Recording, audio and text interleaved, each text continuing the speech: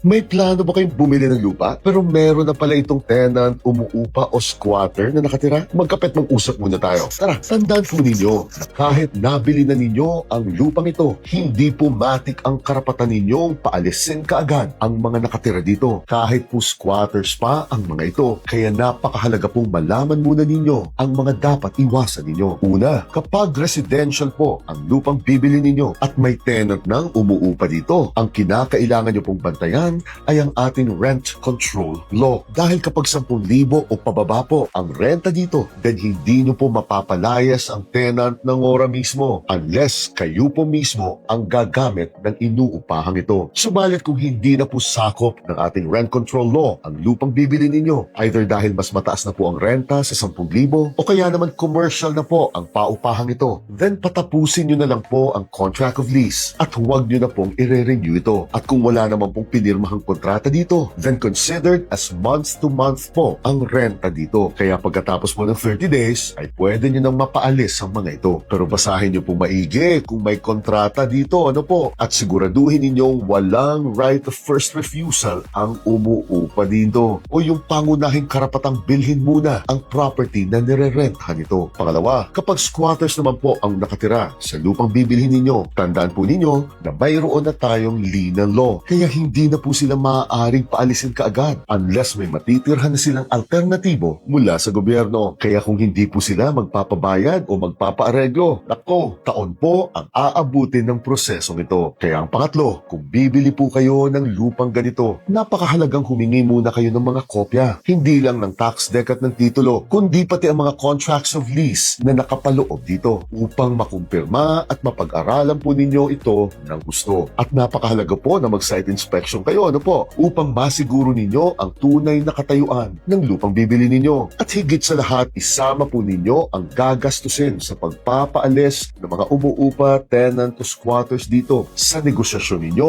tungkol sa presyo ng lupang ito. At gamitin po ninyo ang vacant possession clause o holdback provision kung ang magiging usapan po ninyo ay ang seller ang magpapaalis sa mga ito. Kaya mag-ingat po lagi sa mga transaksyong pinapasukan ninyo. Gine.